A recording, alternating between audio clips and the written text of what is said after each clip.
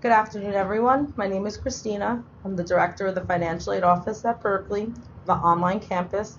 I'm just going to go over how to complete a 2015-16 FAFSA application, as well as a New York and New Jersey state application for the new financial aid year.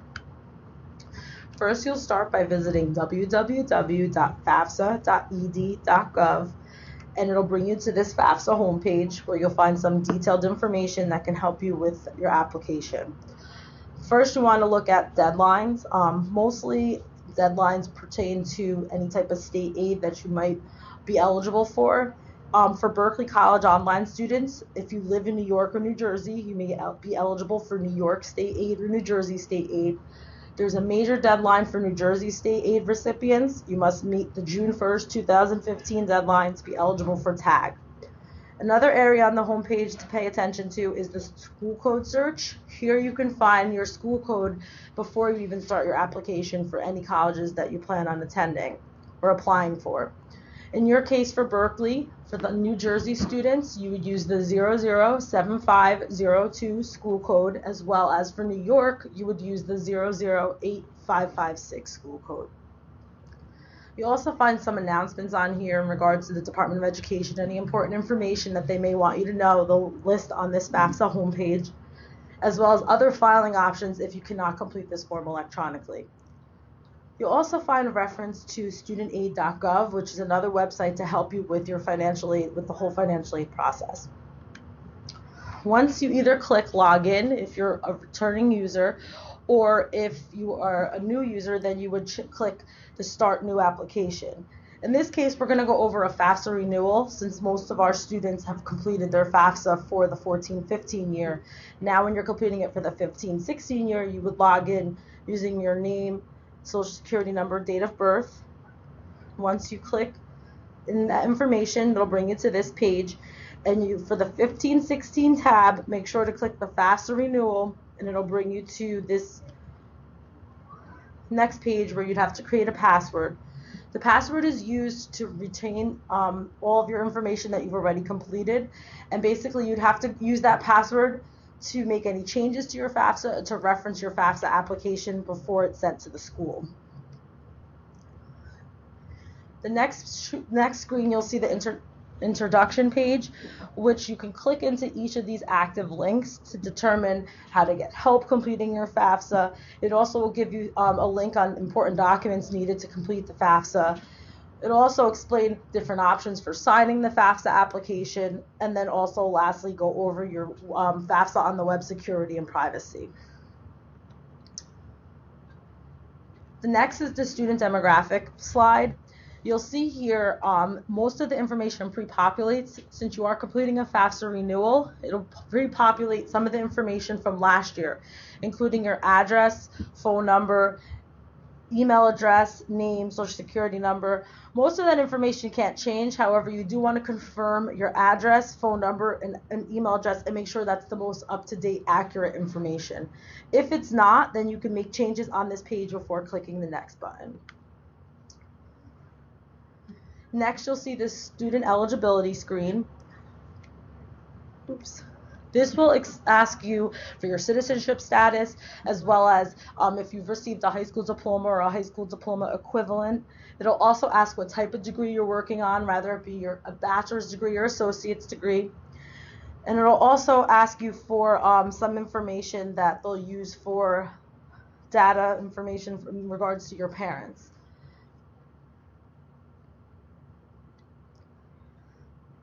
The next screen will bring you to where you have to confirm your high school that you've attended. You'll see here it asks for your specific high school name, as well as the city that your high school is located and the state that your high school is located. You would have to click the confirm button, and it'll bring you to make sure that your high school was found in the system. If you attended a school outside of the U.S., then you must also enter the name of that school, but instead of when it asks for the type, the actual location, the state location, make sure to choose foreign country. The next option, the next slide is for you to choose your option for your school, what type of college you're attending. So in this case, if you already know the federal school code, you can bypass the first section of this and go right into the federal school code area right here and enter the actual school code and click the search button. Once you click the search button, it'll pre-populate down here, and you would just have to check this off and then add to the right-hand side, and you'll see your selected schools are listed here. For New Jersey online students, you would use the 007502 school code again, and for the FAFSA for New York residents, for online students, you would use the 008556 school code. You could also choose the order of which you apply for the school. Since you are attending Berkeley, it's in your best interest to make sure that even if you do want to send this information to another school, you want to make sure Berkeley is your first listed school so there's no issues with receiving and dispersing your federal student aid. Next slide, we'll go over your dependency determination. Here we'll ask you a series of questions to determine if you're considered a dependent student or an independent student. If you are considered a dependent student, you must enter your parent information. This is necessary to determine your eligibility for financial aid. So once you answer all the questions on this, if you are considered a dependent student, it'll bring you to this next area where you'd have to complete your parental tax information. So here, you'll see it lists that you are considered a dependent student and that you will provide your parental information. So it'll bring you to the parent demographic information. Similar to your screen, you will have to just confirm your parent's marital status. You'll also have to confirm the year and an actual month of marital status, and you'll have to confirm your parent's social security number, email address, as well as state of residency. Again, on the bottom portion of this page, you'll also have to confirm your parents' household size, which would include any siblings and parents that are listed in your house. Just FYI, if this just gives you some information on parents' marital status, they are considered married or remarried, even if they are physically separated and living in different locations, but legally married, you must mark that they are married. The only time you would mark that they are unmarried is if they do not have a legal marriage certificate. For FAFSA purposes, a married couple is separated if the couple is considered legally separated by the state, or if the couple is legally married but has chosen to live separate lives, including living in separate households, as though they are not married. If you or your spouse are not living together, you must still select married unless you're legally separated by the state that you live in. Next, you'll find the information you must complete in regards to your parents' taxes. First, they're going to ask you if the actual taxes have been completed. For this specific FAFSA application, it's going to be referencing the 2014 tax year. So they also want to ask for your parents' marital status. If your parents are married and they've filed married filing jointly, then you do have the option to potentially use the IRS data retrieval tool, which is listed in this box here. If your parents did not file amended taxes, if they did not file a foreign tax return, and if they filed their taxes more than 3 weeks prior, then you'll be able to use this tool. So once you enter, if you answer no to all these questions, then you would enter your parents' information and PIN number, and then click the next button, and it'll bring you to this screen explaining that you're leaving FAFSA on the web. However, you're going onto the IRS website, and here some of the information will pre-populate. Once you click the OK button, you'll see that the top 4 or 5 options pre-populate based off of your FAFSA information. And you must enter the bottom portion, which includes your address as it appears on your 2014 federal income tax return. The littlest thing can throw this off. So if you live in an apartment and you're on the 2nd floor and you don't list 2nd floor, but 2nd floor is listed on your tax return, then they may not find your tax information. So it's very important to list the information on this page exactly how it appears on the 2014 taxes. Once you enter that information and submit, it'll bring you to this screen. If the parental information is found, then it'll list here, and you would just have to say, click this button and then hit the transfer now button, and it'll bring you back into the FAFSA application. You'll see this green box on top says you have successfully transferred your parents' 2014 IRS tax information, and you'll also see some of this information will list here transferred from the IRS. Any box that lists transferred from the IRS, do not touch. However, the other information may still have to you might still have to input in regards to your specific wages earned or your parents' specific wages earned. And then it also asks you for some other information that is not listed on your FAFSA. So you must just review all this information and see if your parents have received any of this assistance or benefits from the federal government. If none, then make sure to check none of the above right here. And then click the next button, and again you'll see some of the information is still transferred from the IRS. And then lastly, information below this box must manually be entered. Even if that information is zero, make sure to check and to click the 0 button, just so it'll allow you to move to the next page. Now, that's information for your parents is only necessary if you're considered a dependent student. If you were considered an independent student, all of that last section you'll bypass that, and it'll bring you right to this section, which would solely go over your student tax information.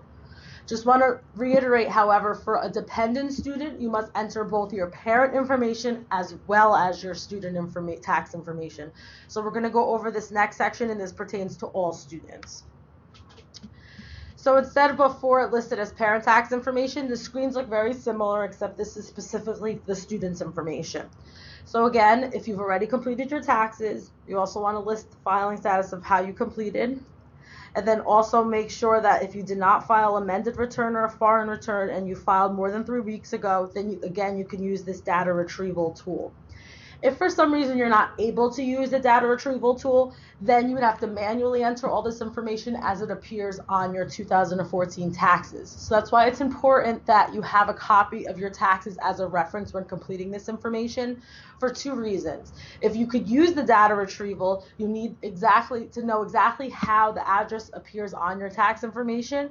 If you cannot use the data retrieval tool, then it'll give you line for line the information that you must enter on each line of this FAFSA. So it'll say refer to line 39 on your 1040 form, and this is where you'll find where to put this information. So it's important to have a copy of it on file, on hand.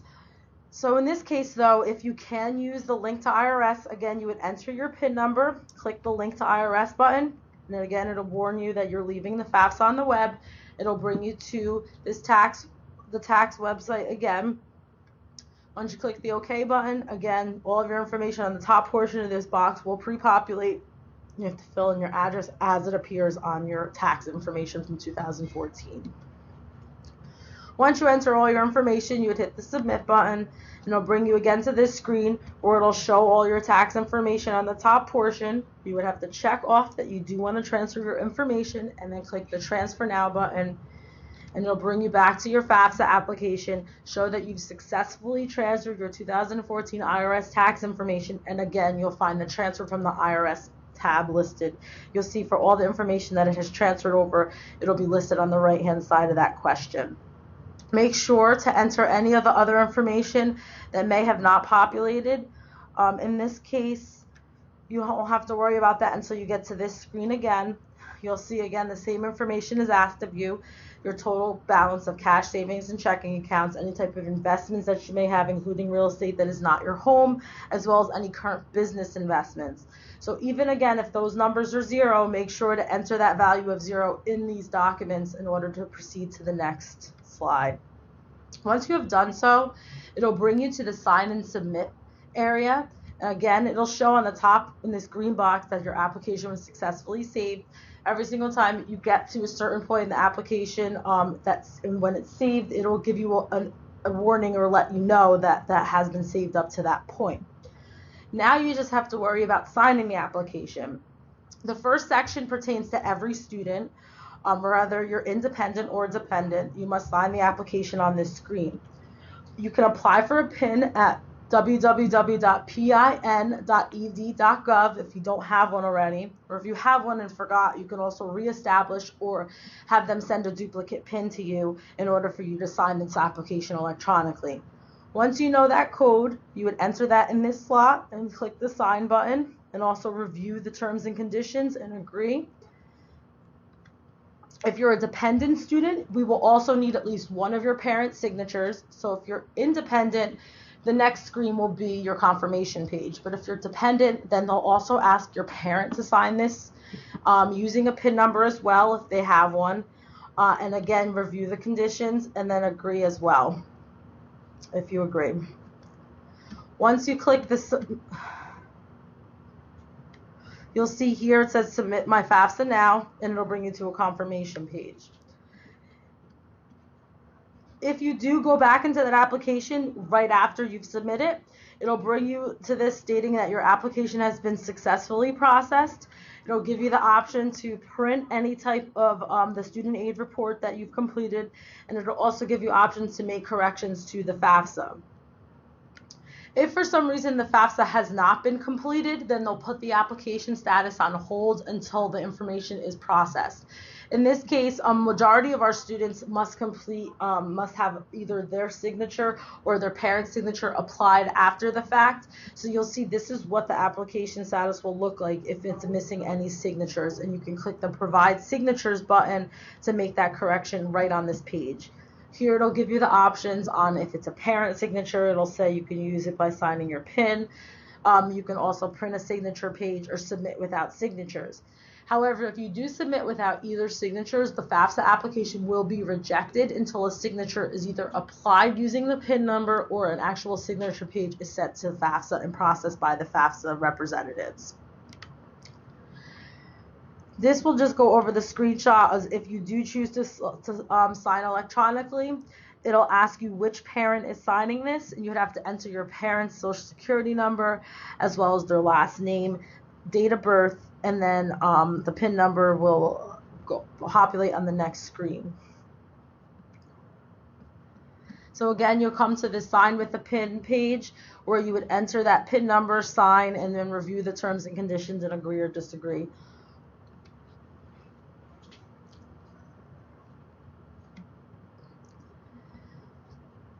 Now, if you are a New Jersey or New York resident attending a New York or New Jersey online program, then you may be eligible for state aid as well. So here's a little bit of information on what you'll need to do to complete your state applications. Whether it be in New York or New Jersey, make sure that if you live in New York, that your address reflected on the FAFSA shows New York, and you also have to be a New York resident for at least a year. But it does ask the question if you've been at least for 5 years. Make sure that you do not leave that answer blank. Otherwise, you may have an issue just confirming your residency. Also, here shows the screen where you have to make sure to select the correct school code for your specific program. The biggest error that we see is that some of our New Jersey students may put a New York school code or vice versa. That could potentially make you ineligible for state aid. So if you are in a New Jersey program, make sure to use our 007502 code. And if you're in a New York program, make sure to use the 008556 code.